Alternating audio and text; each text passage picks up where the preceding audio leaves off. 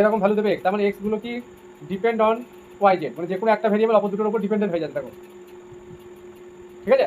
তার মানে এখানে ডিগ্রি অফ ফ্রিডম কি হয়ে যাবে, 3 হবে না 2 হবে, মনে থাকবে। এই কোশ্চেনটাই মনে এসেছিল দেখো মাদ্রাসায়, একটা স্ফিয়ারের মনে দিয়েছিল ইনার স্পেস, মানে ইনার স্পেস মানে এই স্ফিয়ারটার ইনার স্পেস মানে ভিতরের দিকের ব্যাপারটা বলছে, ঠিক আছে। এই ইকুয়াল টু আছে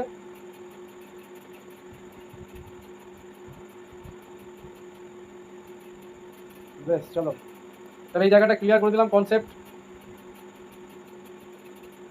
আচ্ছা, এই মোমেন্ট অফ ইনার্সিয়া দিয়ে একটা দেখবে ম্যাট্রিক্স তৈরি হয়, মোমেন্ট অফ ইনার্সিয়াগুলো দিয়ে এই বরাবর দেখবে হয় এরকম হয়, I x x, I y y, I z z, আর এই বাকিগুলো এরকম থাকে, আই অফ হয়তো ওয়াই এক্স, এগুলো একটা কি সিমেট্রিক না অর্থোগোনাল ম্যাট্রিক্স হয়।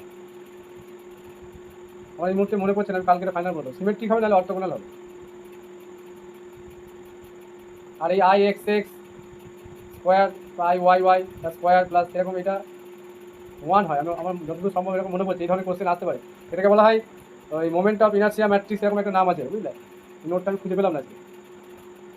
বেশ, এবার জিওমেট্রিতে চলে যাই।